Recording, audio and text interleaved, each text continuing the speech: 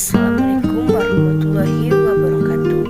Perkenalkan, nama saya Putri De Amelia dengan NIM 20211435520 kelas 1M dengan mata kuliah pengantar pendidikan. Nama dosen Dr. Haji Hendra Wijaya SAG MPD.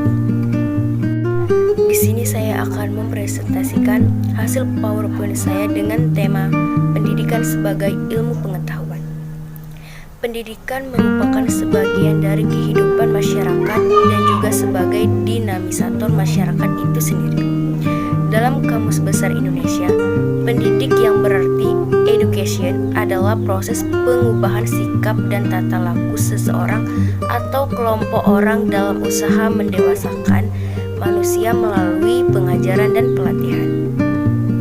Sedangkan pengetahuan adalah segala sesuatu yang diketahui berkenaan dengan suatu hal. Pendidikan adalah aktivitas dan usaha manusia untuk meningkatkan kepribadiannya dengan jalan membina potensi-potensi pribadinya. Sedangkan pengetahuan adalah objek daripada manusia melakukan proses pendidikan itu sendiri.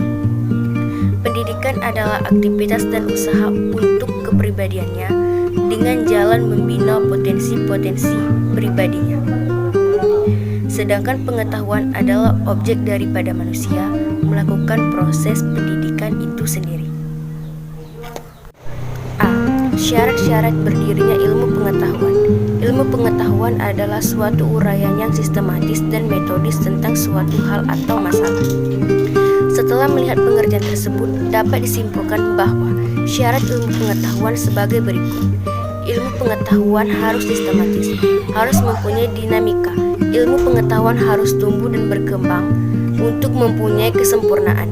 Suatu ilmu pengetahuan harus memenuhi 3 persyaratan pokok dan beberapa persyaratan tambahan.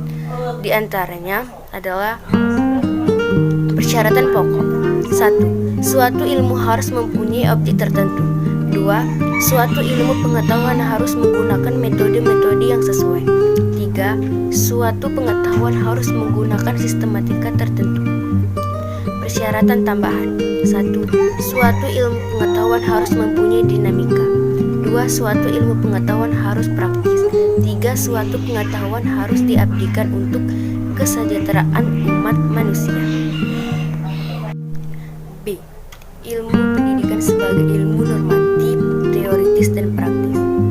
Ilmu pendidikan sebagai ilmu pengetahuan dimulaikan dengan meletakkan ilmu pendidikan dan sistematika ilmu pengetahuan. Menurut sistemnya, ilmu pengetahuan dibedakan sebagai berikut. 1. Ilmu-ilmu murni, berdiri sendiri lepas daripada ilmu pengalaman. Contohnya matematika. Ilmu-ilmu pengalaman diperoleh berdasarkan pengalaman. Jadi, objeknya adalah gejala-gejala kehidupan, baik yang nampak ataupun tidak nampak. Ilmu pendidikan termasuk ilmu pengetahuan empiris yang diangkat dari pengalaman pendidikan, kemudian disusun secara teoritis untuk digunakan secara praktis. Dengan menempatkan kedudukan ilmu pendidikan di dalam sistematika ilmu pengetahuan, maka uraian selanjutnya adalah ilmu pendidikan sebagai ilmu normatif dan ilmu pendidikan sebagai teoris dan praktis.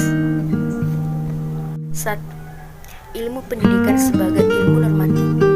Sebagai ilmu pengetahuan normatif, ilmu pendidikan merumuskan kaidah atau pedoman atau ukuran tingkah laku manusia. Sesuatu yang normatif berarti berbicara masalah baik atau buruk daripada perilaku manusia. Ilmu pendidikan merumuskan peraturan-peraturan tentang bertingkah laku manusia untuk mencapai keteraturan hidup. Keteraturan hidup akan menjamin kelangsungan, keeratan, kohesi antar manusia, hubungan sosial manusia. 2. Ilmu pendidikan sebagai ilmu yang bersifat teoritis dan praktis.